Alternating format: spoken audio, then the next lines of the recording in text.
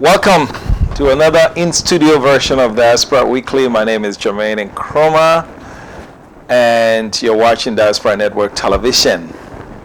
I have a special guest today. You have no idea how special, but we're not going to put the camera on him yet. You're going to have to wait through the jungle to meet him, but you will see who I'm talking about when I finally unveil my special guest today. But as we always do with Diaspora Weekly, we have the jungle, and stay right there, and I'll be right back for the jungle. Stay tuned.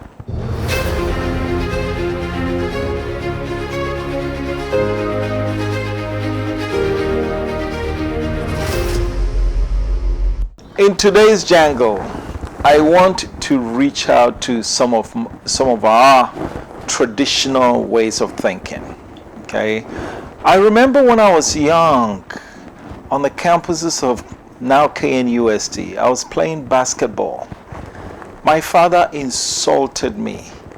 Said, "Look at you, you're playing women's ball," because to him, every game you play with your hand was by women. You see your friends playing real football. Well, I happened to go and live at a place called United States, and some of the high earners are basketball players. Let's look at music. If your son walked up to you and wanted to do music, chances are you're going to tell him he's not serious, and that why don't you study to become a doctor, to become a lawyer, or whatever. Those are traditional thinking. But again, elsewhere in the rest of the world, musicians make impact. They impact people's lives. And the reason why I'm bringing this is this.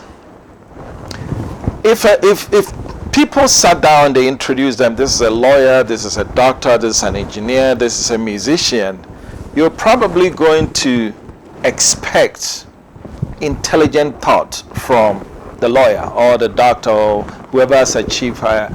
But I'm here to tell you that I've dealt with some musicians who are sharp as nails. I mean sharp, highly intelligent. One comes to mind, Konimo. He sings folks music. He's my mentor, and that man is as sharp as they come.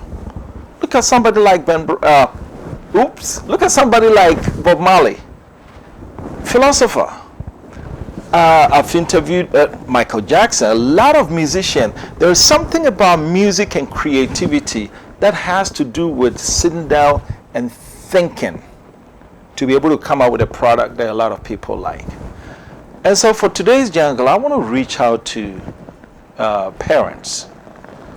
When your son or your daughter expresses interest about a field that does not conform to the traditional way of thinking, like nurse, teacher, lawyer, doctor, and all those things, please allow him or her to be, because they might become the next big thing.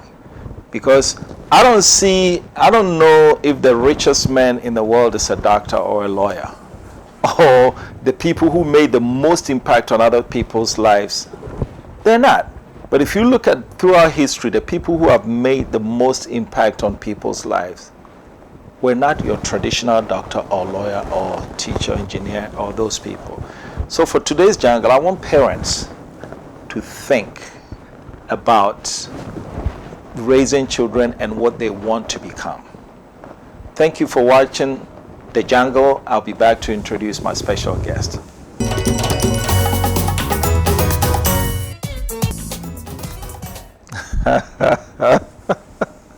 That's the latest. Welcome back to Diaspora Weekly. This is Jermaine Nkrumah, and I'm blessed to be joined by the one, absolutely the only, Ben Brako. Welcome, brother. Thank you. Thank you, brother. Welcome to the Jasmine studio of Diaspora Network Television. It's been a long time. We met in Chicago, Yes. and you took that Ghana Fest crowd to a different level. What was it like? Oh, it was fantastic. I think as a musician, it's one of the things you live for. When you have a performance that cuts through straight to the crowd. Yeah. It's just And I was actually, I have to admit that I wasn't sure how the crowd was going to react to your music because it was a much younger crowd. But they were into it more. It's like they shoved the old people aside and said, look, step aside. Crowd was going off the chain. That was some performance. When do we get to see an encore? Well, I'm waiting for the next Chicago. The next Chicago. Or one that comes before another Ghana Fest. Now they're doing Ghana Fest in Atlanta also. Yes, and one in not Houston, Texas. Texas. What do you call it? Is it Dallas? They're trying to do Dallas. Dallas, yeah. Dallas wants to do a Ghana Fest. They're doing it. And Houston, we're sitting down there. Wait till I go and meet those people there. They're doing it. I've done it. I was part of a virtual one. Oh, really? This year too. Yeah. That's interesting. Very good. So, Ben, how did this all get started? Did you always wanted to do music? Yeah, it was like my raison d'etre. It's like what I always did. Raison d'etre. Yeah.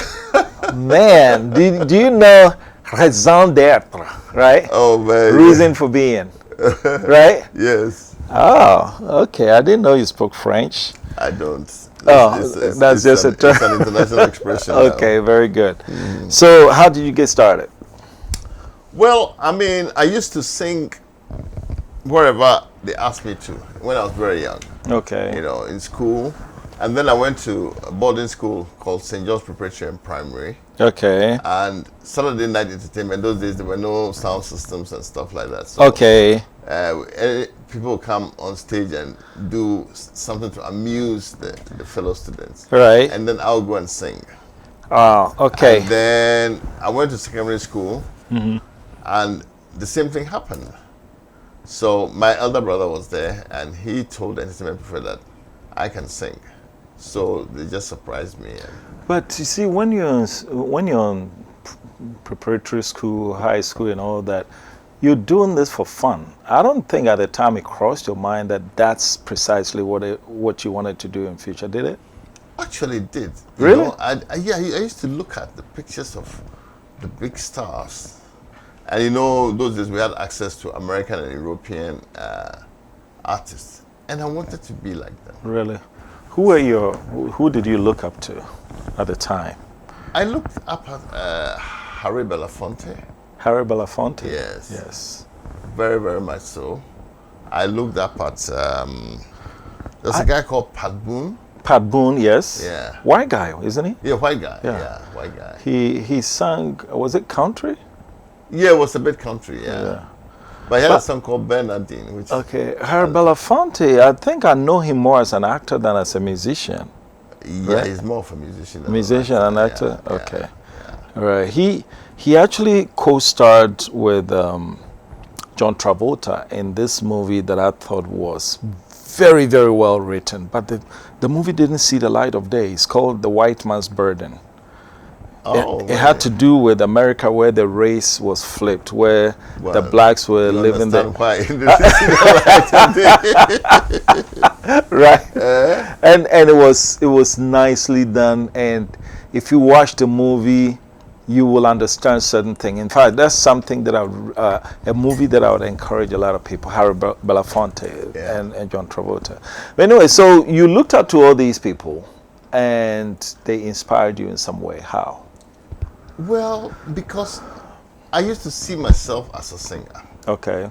And so I naturally gravitated towards music and singing. Okay. And I was singing all the time. Okay. You know, what about locally? Who are your local idols? Locally, I must confess that when I was young, it wasn't fair to have a local artist as your idol. You know, Tell me about it. Even loving Highlife music was an issue. I know. You tell me. You know, today when I come back and I see that young Ghanaians are very much into locally produced music, it impresses me like you would not believe. Because back in our days, as you say, I would not be caught dead playing Akwabwa or Kukuseku, they would laugh at me. Ampedu. Yeah, they would laugh at me. My brother used to laugh at me for loving Ampedu songs. Yeah. You know, and I get up to go and dance. Yeah.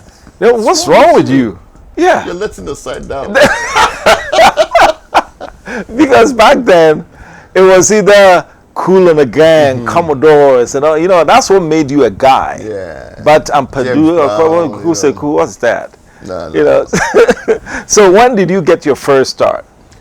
Well, the first start happened in St. Augustine's when they decided to form a school band. School band, okay. And they had all the compliments apart from a lead singer. Okay.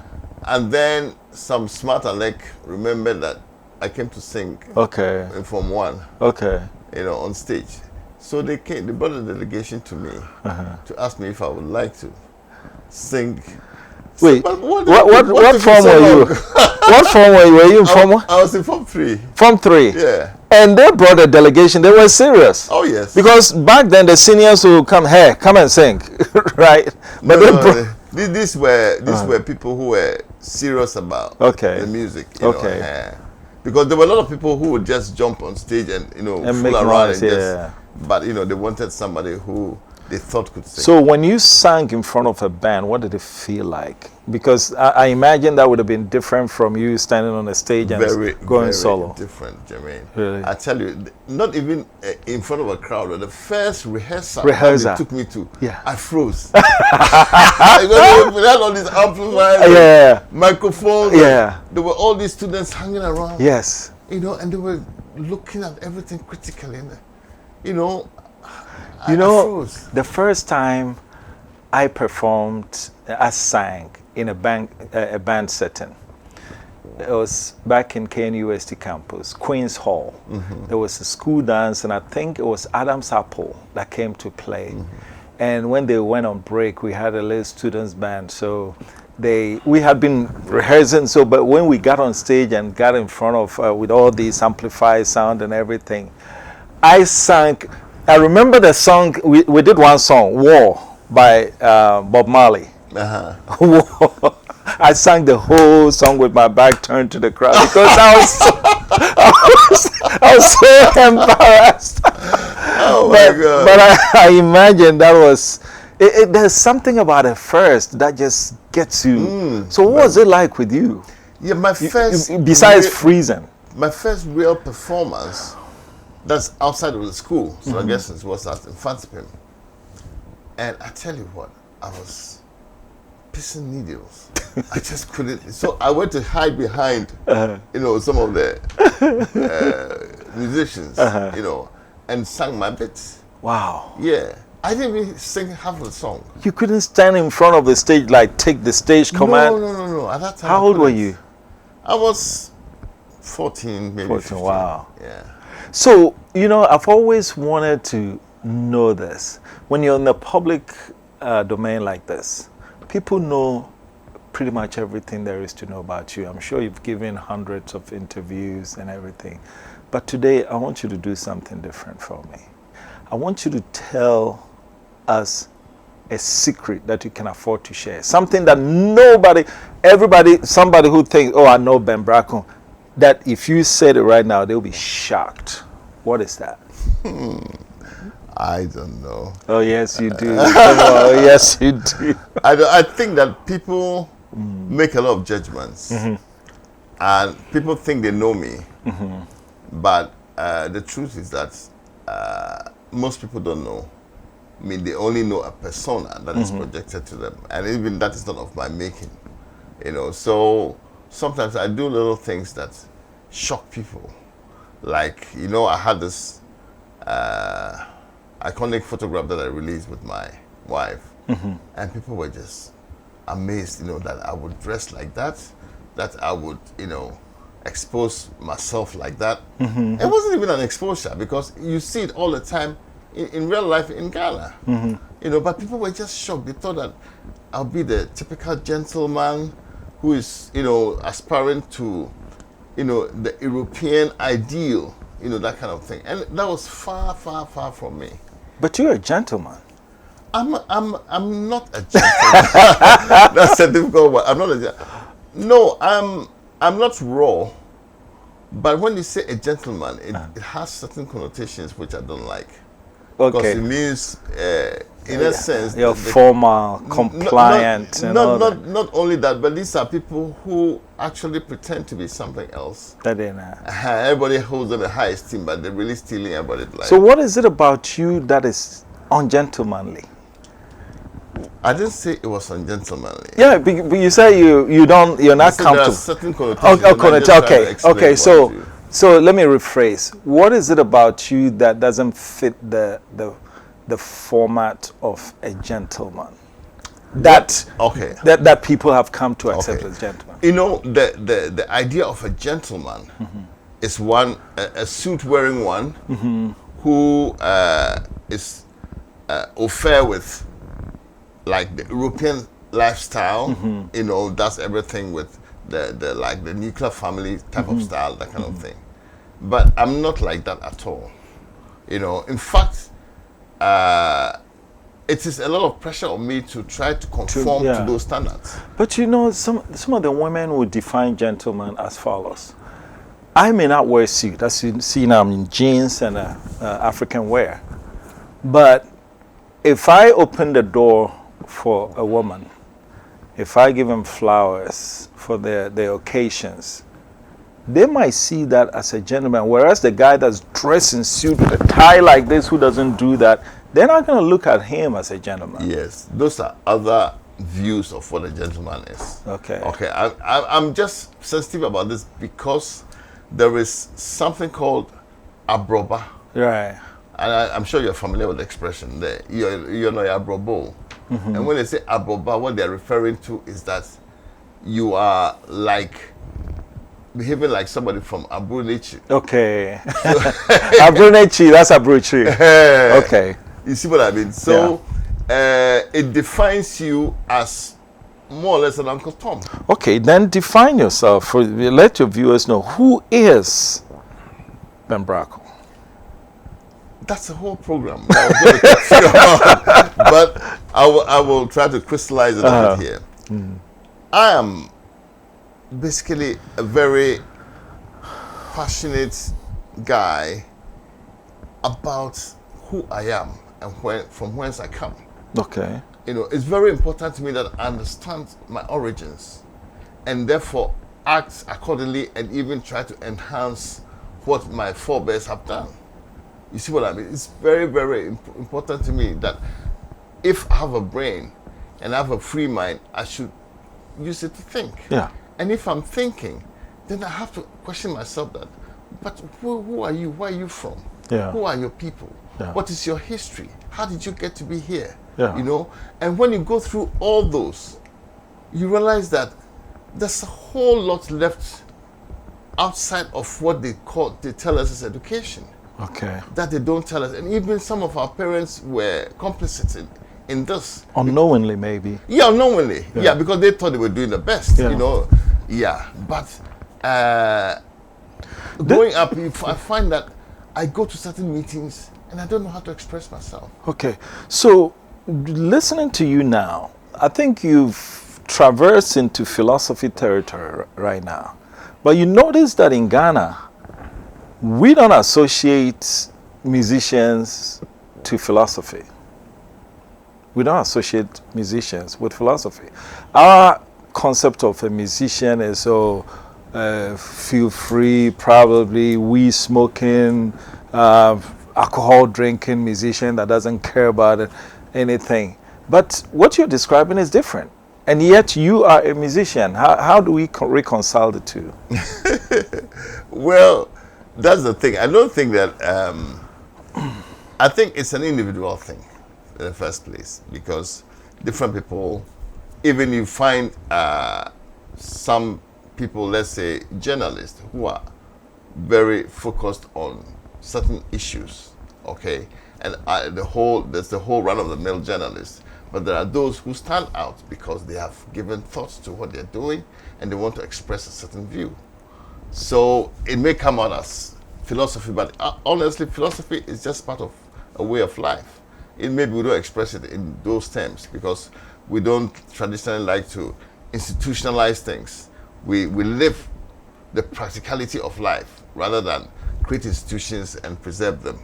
And so that's one of our... So as a people, black people, Ghanaians, Africans, or black people as a whole, in your view, do we do enough strategic thinking? At all. At all. I think that when we give away the power of control to foreigners, we give away that. There was a big struggle. If you look at the history, you'll find people who were insisting that we maintain our way of life. We can learn from these people, but we have to learn through our own lenses and not just abject, like... Just swallow everything they feed us. Because it has to be relevant to us. Otherwise, it doesn't make sense. And you find that invariably that, they were correct. Because we have great people who the world acclaims as excellent. But you put them down in their own environment, they're lost. They don't know their left from their right. So maybe the problem we're facing as a people is that when the white man came for the first time, you can say we were at a crossroads where if we had taken this direction, we would have followed our own civilization and decided to develop it. And God knows what might have become that civilization. We stopped that and followed the white man's civilization. So right from the start, we were handicapped. And we've been playing catch-up ever since. All right? We haven't even been trying to play catch-up. Okay. So the question I have for you is, however far we've gone on that trajectory, right? Maybe our struggle is, do we come back to the crossroad and go like this, or do we cut between and go like that? And how do we do that? Well, it's very simple, actually. And it is not geometric like the way you're portraying it. Okay. This is an issue where actually what we need to find is there. And it's a living thing. But we don't see it, we don't recognize it, we don't acknowledge it. In fact, we downplay it. Because, the people in control, they have all been through an educational system that is more an indoctrination system. That instead of teaching people to think, they teach them to act and play role like a hair. So that is where the problem is. But I can tell you in all honesty that unless and until we go back to our original course, I'm not saying that we should hold on to the old, okay, because everything is dynamic. But we have to take the core of it and then evolve with that, because that will bring into play all our people. And I mean all our people. Can you imagine that it is possible to do things all over the country in 3 months that, you would think it's impossible now, if only went through the traditional system. It is there. It is alive. It is working, but it's being stamped on. Okay. So elements such as family, right? In our system, we have the extended family. But in the white man's system is the immediate family. The nuclear family. Okay. Now, we're going to go on a short break. When I come back, we're going to look into family and which one is more constructive in our forward development, whether the extended family is dragging us back or the immediate family sheds too much of our tradition. We'll be right back. We'll go on a quick break. When we come back, it's Diaspora Weekly with Jermaine and Nkrumah and Ben Brako as my guest. Stay tuned. We wake up every morning to different stories from politics, business, sports, and entertainment. These stories, one way or the other, affect our lifestyle and dealings with family, friends, and business associates. Your take on Diaspora Network Television gives you an opportunity to have your take on these pertinent issues via phone in and messages to our social media platforms, DNT Ghana on Facebook, Instagram, and Twitter. If it's an important trending story, we will definitely talk about it. Your take with me, Yalsechi, on DNT. Would you buy any anything without first knowing exactly what the product was and how it could benefit you? Definitely not. Neither should you vote for your next member of parliament without knowing who they are and how they plan to solve your problems. Watch The Next MP only on Diaspora Network Television and find out the men and women who want to represent you in parliament. The Next MP only on DNT. Hello and welcome back. This is Diaspora Weekly Special Edition with my friend Ben Brako. When we went on break, we were talking about the family. I have this theory. If I get a job or get a position, all my distant cousins from all nooks and crannies will be popping up. Oh, my mother's sister is so and so, and so. They're reminding you, they're pulling on that family so that now you can help them, right? Well, if I rely on my pay alone, there's no way I can do that. But if I were only the immediate family, my wife and my children, I didn't have to worry about anybody else, then maybe my salary can go far. So how do we reconcile our development effort where paychecks are not adequate, but yet we're pulled from all sides from distant family members? What should we do? Do we hold on to the distant family, or do we come to the nuclear immediate family and move forward? Because if we do that, we're shedding our tradition, and if we don't do that, we have to engage in some kind of correct activity. What do we do? Well, the two are not exclusive, okay? Because first of all, you should know that the extended family is our insurance policy. What do you mean by that? In other words, if it comes to issues of social security, issues of empathy, issues of where people have lost everything, there's a place they can go to, which is their family house. And I will argue that if we didn't have that and we created systems to cater for that, we may not need that social security. Yes, but that is what denigrates people, okay? Because you create a special thing for people like that. But they're all human beings. It's just sometimes, by the grace of God, there go you or I. You understand? So you're arguing in favor of the extended family? Definitely. Okay. There's no question in my mind. But how do you meet up with the responsibilities of extended family? The way you meet up with the responsibility is that you take responsibility for who you are anyway. So you as a man, you should know that you come from such and such an Nkrumah, okay? And whatever you are today is partly a product of where you come from. So you should, put back into the community what has created you, okay? But we act as if we don't belong to them.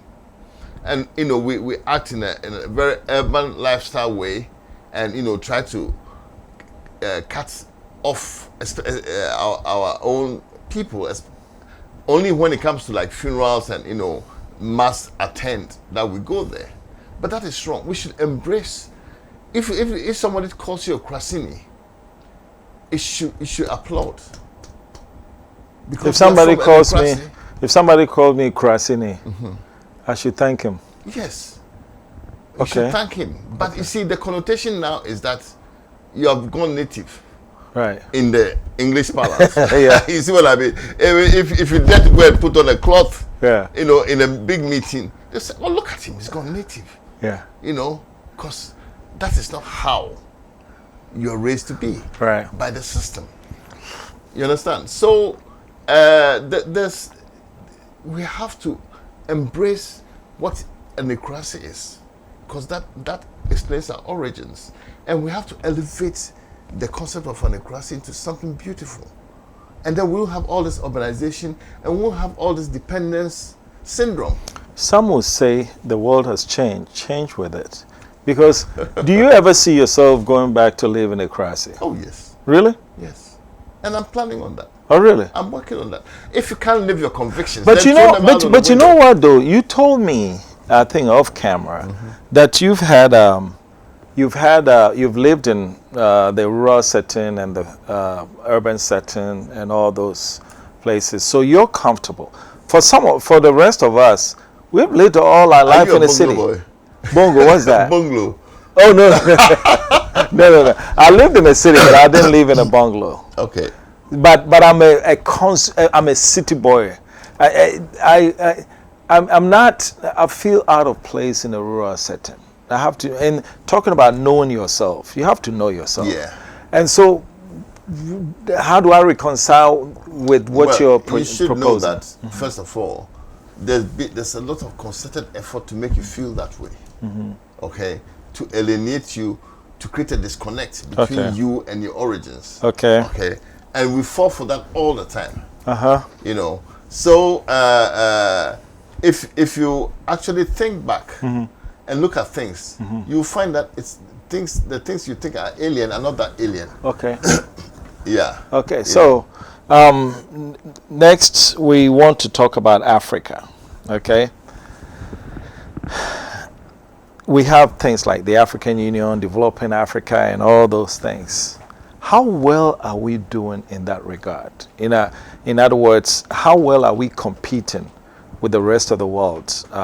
Asians, Europeans, Middle Eastern, how well are we competing with them? We're not doing well at all because the people in leadership positions cannot see the reality of what Africa is. Africa looks like a continent, but it is really one people with series of different overtures, that's all. Okay? And the way we are falling into the trap that they set for us. For instance, I mean, you take a typical country like Ghana. The idea of Ghana is illegitimate. You understand? It was created in a boardroom somewhere in Europe. And it didn't care which community you came from, which tribe you came from. It was just borderlines. It cuts through even houses. You understand? So it is an artificial entity. But that's what we have now. That's what you have now. If we cannot undo our borders, how do we work with what we have now? Undo your borders? They were done. They were, how do you propose we undo our borders? Create Africa as one country? Yeah, but you cannot just go and create Africa as one country. You have to start somewhere. Okay. And the way you start is like the way maybe Lesotho has done, is to embrace your culture and use it as a basis to evolve. Okay. And that way there's a lot of equity, equity in it because, they say that I am because you are. This is a typical African philosophy that we stand for each other. You understand? That we empathize with each other. It's like you find a lot of issues in Ghana today because one person goes to secondary school because they can afford to train only one person. He does good, becomes MD of, let's say, GNPA. His brother couldn't get school, becomes a driver. Eventually, the brother may become his driver. Yeah, but the guy knows that the MD is my brother. Yeah. So whatever he is, I am of the same potential and stock. Right. Yeah. And so this makes the class distinction very difficult. Okay. Okay. So it is very important that we understand that we have lived together for thousands and thousands of years as different entities or nations or tribes, if you choose to call them that way. But we understand the dynamics. We have fights, yes. Even the tongue and the teeth fights. So do you think where we're going now, are we heading in the wrong direction? They led us down a blind alley, and we know it, and yet we're still going. We know damn well that they should never have balkanized Africa that way. Even if they were going to do it, they should have done it along the traditional lines that were there already. We will be 300, 400 countries in Africa if they did that. Yeah, but we don't have to be a country. The idea of a country is even alien. We are just people, okay? And we should know that we have a common interest. And therefore we can have a superstructure that makes sure that there's coordination between us in a better way. Okay. Actually, we had that before when we had great empires. Okay. You know, they followed certain rules. Okay. Okay. Do you think it's realistic to aspire to return to those forms, or It's- just make do with what we have now? No. You can't make. You're not going nowhere. You don't think we can make do with what we have? No, at all. Okay. You look at the trends. It's getting worse and worse and worse. Even the U.S. is having trouble following the system. You understand? And they claim to be the modern example of... Nah, they're having a problem because a gentleman called Trump. No. Until he came... No. They've had trouble for a long time. They massage it. I think that Trump and COVID has exposed a lot of the truth about America that nobody else could see. Because it's okay for America to come out and be telling the world how to live their lives. But what about the concept of government of the people, by the people, for the people? That is exactly my point. I'm glad you said that. Is it a foreign concept? No, but the way they are interpreting it is foreign. Our interpretation is the genuine one. It says government of the people, by the people, with the people. Okay? Every 4 years you get a chance to go and vote for somebody that you don't know from Adam. Okay? Between him and another person also not of Adam. But the other option is you're born into a family, you get to rule whether you're smart or dumb. But it's not rule in the European sense. It is a family deciding that this will be our head, but the ruler does not make the rules. The rules come from down, up. But he has a final say. No. And that is the truth. You think if I'm from a non-royal family and I'm gifted with sharp brain, and the chiefs are sitting there, they're deliberating on something, and I know clearly that it's wrong, and I go there and say, oh, no, y'all should do it a certain way, do you think they'll listen to me? They probably don't listen to you because maybe you don't know how to talk to them. Why should there be a way to talk to them when I can't communicate? Way to communicate. Okay. Every people have their way of communicating. You cannot just go and bare your ass to the queen and think that she understands what you're saying. I understand. But isn't it the substance of what I'm saying rather than how I'm saying it that should matter? No. The substance is very, very important. Yeah. Because then you're getting through. Okay. You can shout until you're blue in the face. If nobody is listening because of your attitude, it's useless. Okay. Let's. And I will give you a good example. Okay. Look at Comfort Anochi. He was not an Ashanti. Okay, he was not an Ashanti, but he came to the ranks. Look at David. So if people have the natural wisdom and the traits, they will come up anyway. I want to talk to you about music. You play authentic Highlife music, right? Even today, 2020, what you release, your latest release, is actually a nice Highlife beat. As a Ghanaian, when they play, subconsciously you'll be shaken to it. Today, we have what they call rap. Has music deteriorated or improved, in your opinion? Jermaine, you decided to ask the hardest questions. Well, I can't say that it has deteriorated.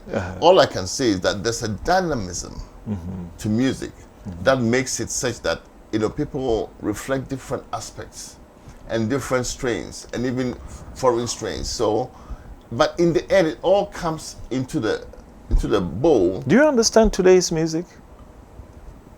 Does it move you? See, there's some of them. I must say that, look, I'm very encouraged by some of the Highlife artists coming up. Okay?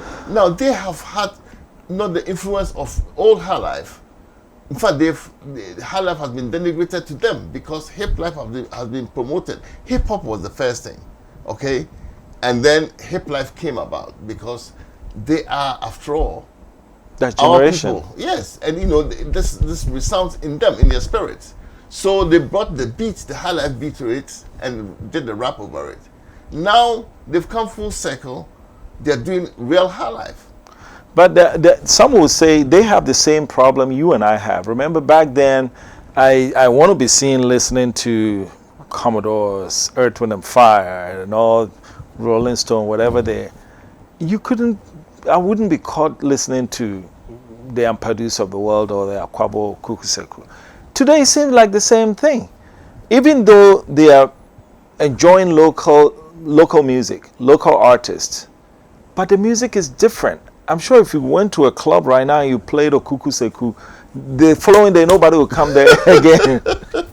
Isn't it the same problem? It's a bit of the same, but you see, people are conditioned. That's why sometimes you have a terrible song doing very well, because it's like adverts. You keep pushing it, and eventually people believe it. Yeah. You see what I mean? So it's the media. During our time, could you push a bad song and make it a hit? Oh yes. You have an example? I have many examples, even in Europe, where a lot of white people stole music directly from blacks and became hits. You know what I mean? And where a lot of people exposed as, charlatans. They were just created musicians or artists and could not hold their own. Yeah. So it's just a question of. I have an example. Have you ever heard of the song Bohemian Rhapsody? Yes. Bohemian Rhapsody. Yeah. What do you think of that song? Well, are you talking about by Queen? Yeah, Queen. Yeah. Bohemian Rhapsody. Yeah. I think it's the ugliest song that was ever made. But there are people who swear by that song. In fact, tons and tons of people who swear by that song. Yeah. Is there an example of them pushing a bad song to make it a hit? Not necessarily. It was very different at this time. Different. Very, very different, But they managed to popularize a different genre. Yeah. And that was the unique thing about that song. Interestingly, I used to use that song to get back at my kids. When they were young, we'll be in a van, and when they did something that I was angry and I wanted to piss them off, I'll play that song, and they will be so angry. And I did it so much that I actually started liking that song. You see, you indoctrinated yourself. That's right. But during our time, do you have examples of some of the local songs that weren't all that? As a musician, you said, I would not play that, but then it was doing well. I have many, but it will be imprudent of me to mention them. Because it will really be like people's ego gets. What if they're not around? What if their artists are not around anymore? You're not going to hurt anybody's ego. They will have all their supporters. They have all their support. I can agree. I know for a fact. Look. What do you think of Chen Chen Bie Dimau? That song was, let me tell you, classic. What did you think of it? It grew on me. Okay. To be honest with you, because the whole. Even the language was difficult for me to decipher. Okay. You see what I mean? Because it was in pure tree. It's right. Tree that I couldn't really understand for a long time. Okay. And then, like you say, you get exposed to it. Yeah. And then you begin to want to understand what they're saying. And then, you realize that, this is actually a very good track. Yeah. So where do you see the future of music in Ghana? When you look at where we've come from, where we are, where do you think we're going? I think, like in all other things, if we are true to ourselves, we'll excel. If we keep pretending that we are something we are not, we won't get anywhere. You see, if you're copying, you're not creating. And we are a creative people. And unless we are free to create, and creation comes from within our own heritage and culture. And you can see some of the beautiful things that people are doing in fashion, in cuisine, in music, everywhere, just by borrowing elements of our culture. Okay. We can exemplify it to the max and let the whole world buy into it. So it's up to us how much we believe in ourselves, right, and our origins. And behaviorally. Yeah. You see, today when I see the young men with their pants like that and underwear or whatever it is showing. I look at them and I'm like, what in the world? But then after I say that, my mind goes back and say, wait, when I was their age, we had the bell-bottom pants and platform shoes this tall.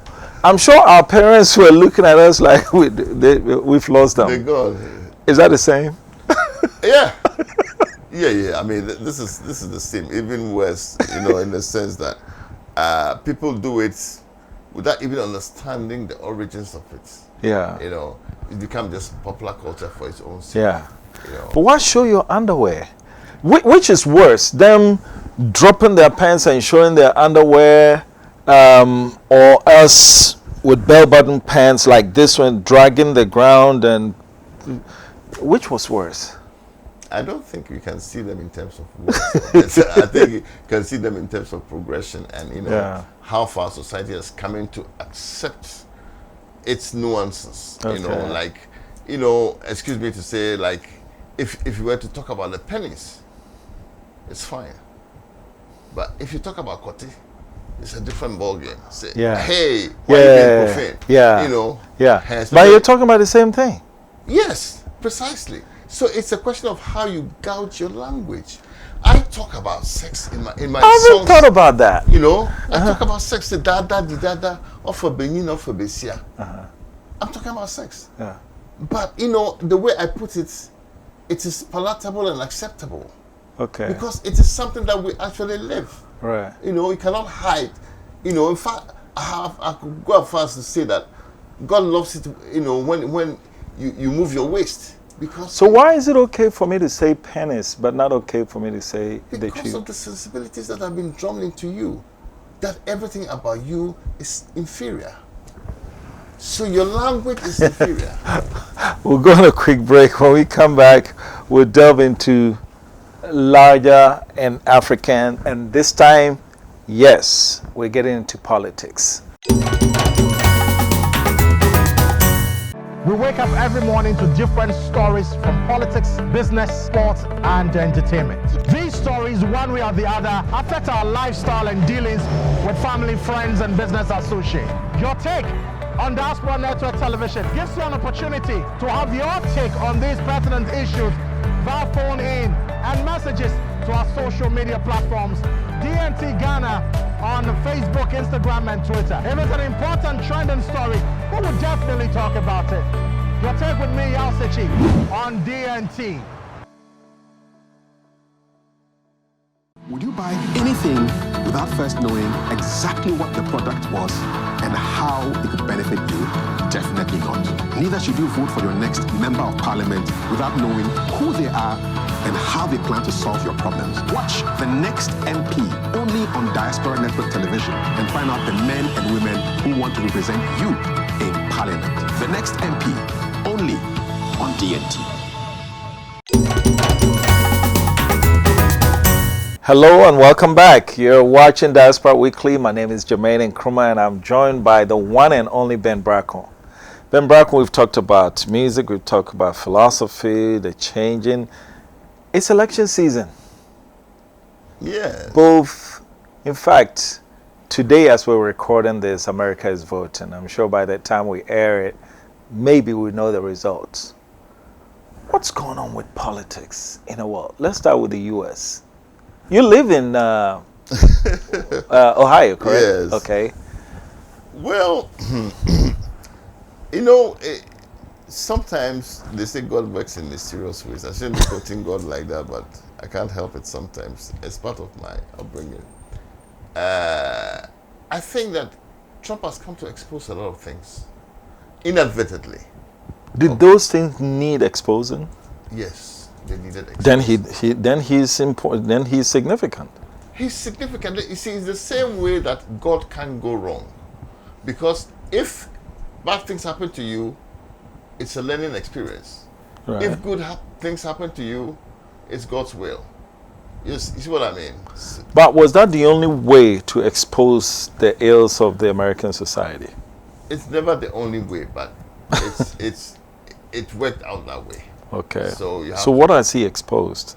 I think he has exposed the hypocrisy of white society in very plain view. Because a lot of people, even in Ghana here, will pretend that we are Ghanaians, but we live a lot of our creed, actual working creed supported by the armed forces, is foreign.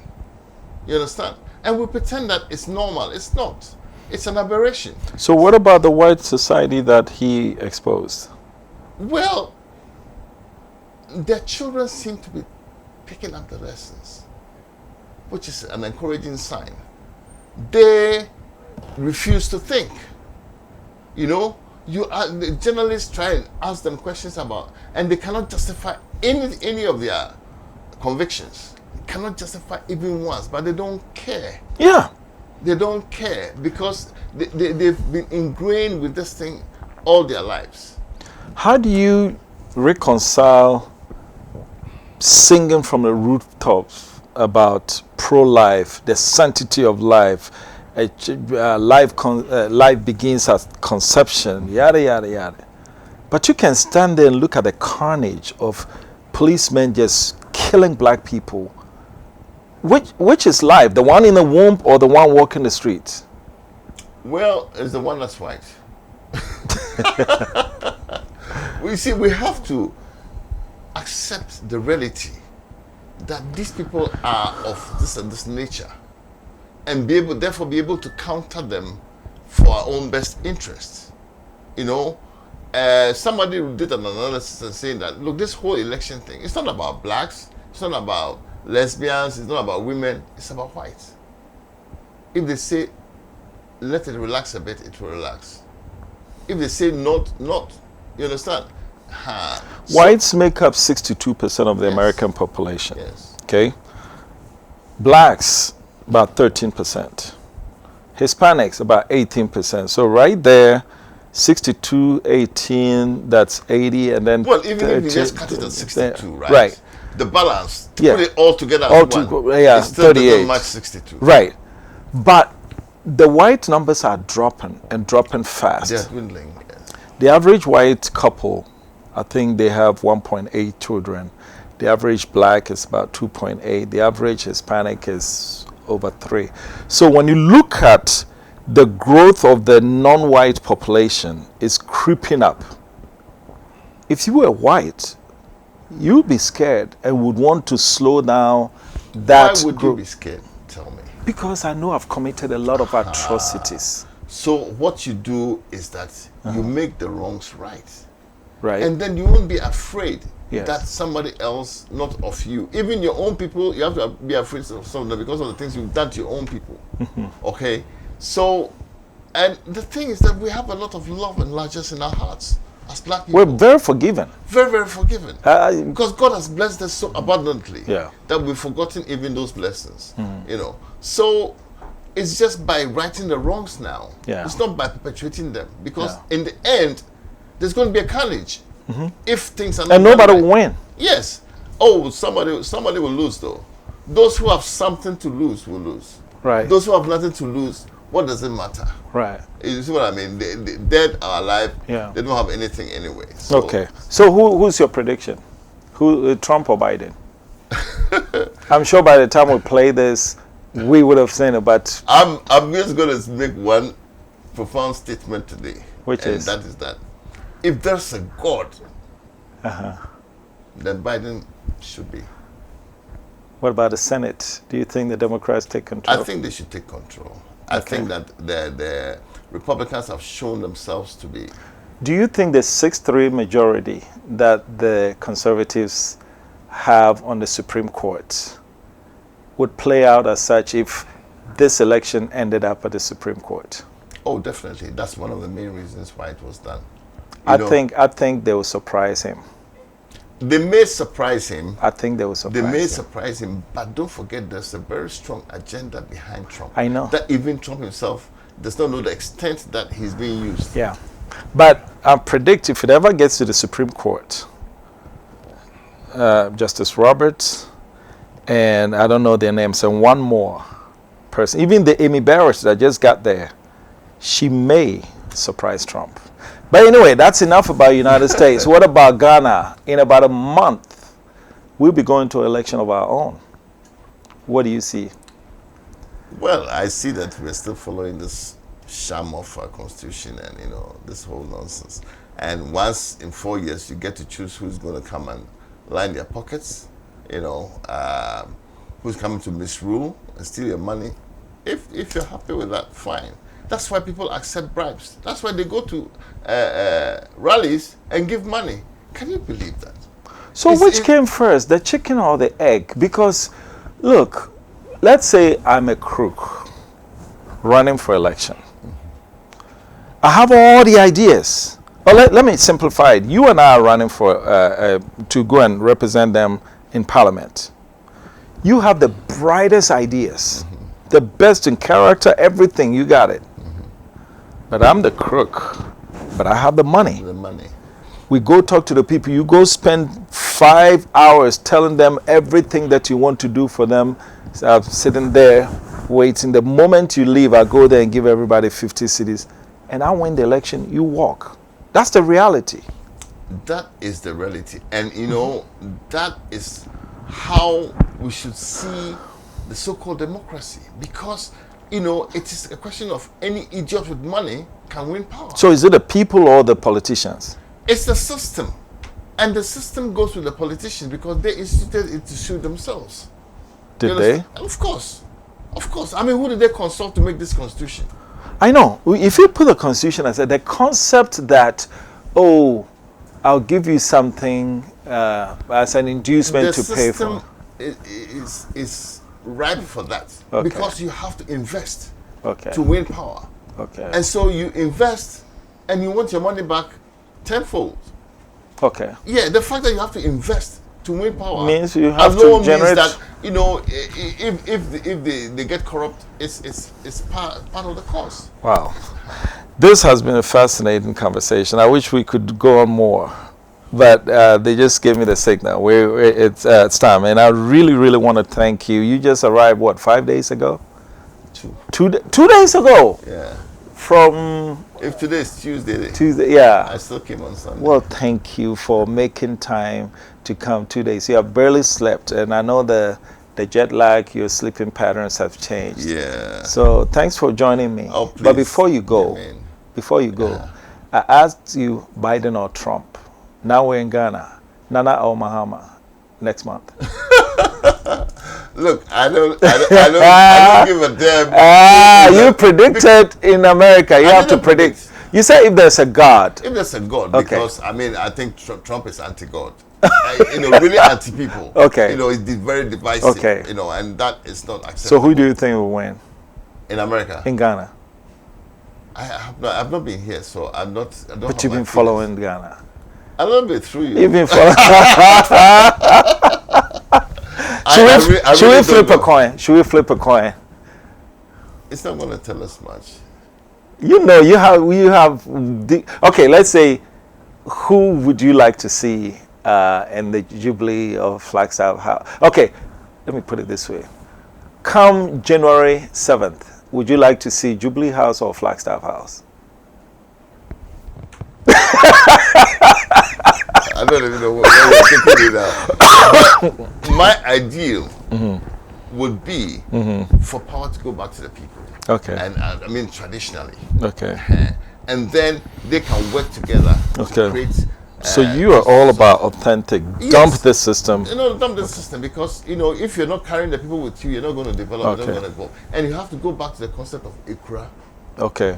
That will tune us back to our origins. Okay. You've been listening to Diaspora Weekly Special Edition. My guest has been Ben Brako, music fame. Notice we didn't speak much about your music, because when I spoke with him before we got on here, I saw and heard some deep thinking, and that's what I wanted to explore, and I hope you saw some of that. My brother, thank you so much. My brother. Thank you so much. We'll have more of this conversation. This has been Diaspora Weekly. Thank you for watching. Stay tuned for the rest of our programming, and be good.